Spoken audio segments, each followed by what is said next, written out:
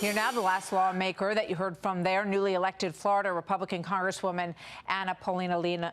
Thank you very much, Luna, for being here today, Representative. Good to have you. Thank you for having me on. What was it like in there today? What would you say the mood was and what was accomplished? I think one of the most frustrating things is that this is the first time in 2 years that we've actually been able to come together as a House and address these issues.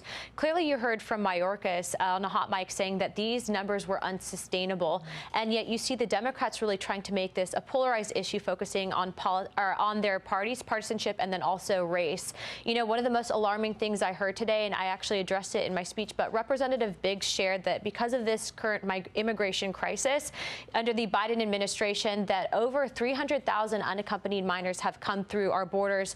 Over 43,000 have been lost within the system.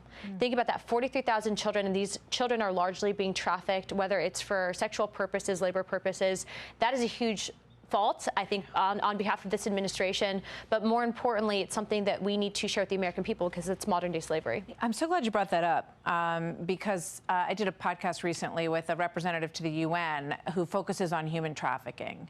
And then I was in an airport recently and I saw little signs that say, if you are with someone against your will, go find a police officer. Turn yourself in. And it's such a chilling message to know that you're in a public airport and that young children around you may be with people that they are not supposed to be with, and they are desperate to have someone help them. It is such a silent, terrible crisis that's going on all around the country.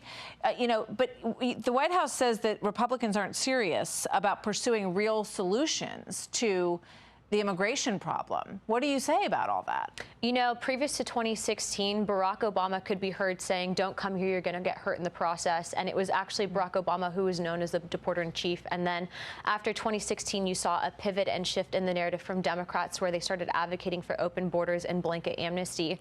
To be clear, the reason why I believe that they did that is that also correlated to the rise in the fact that Hispanic Americans, specifically those of Mexican descent, are now the largest voting minority in the country. And they thought that they would be able to use that as a political propaganda tool to obtain power in this country. I want to be very clear, it's damaging, it's destructive, and this is not a made-up conspiracy theory. The State Department puts out a report every single year talking about the trafficking statistics.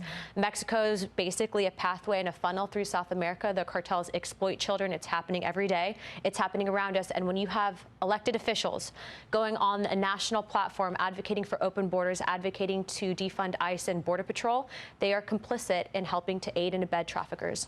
So what were the Democrats saying in this meeting today when they listened to the members of the Border Patrol? The one gentleman who we heard on the way into this segment just said, I can't even find the words to describe how overwhelmed we are, that we've never seen anything or had to deal with anything like the millions that are coming across. The Democrats' responses kept trying to make it about Trump. They try to say that Trump put children in cages, which is false.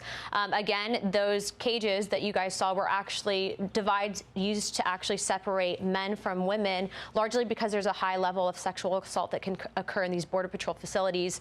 And as someone who's studied this topic extensively and considers themselves a human rights activist, I would say that we still need to be separating these children from people that are claiming to be their parents because of the fact that we know for a fact now that children were largely being exploited to get through the asylum process.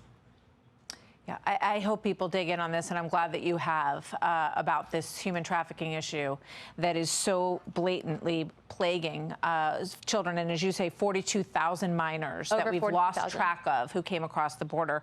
Representative Paulina Luna of Florida, congratulations on your election, and thank you very much for being here today. Thank you. Good to have you here in person. Take care.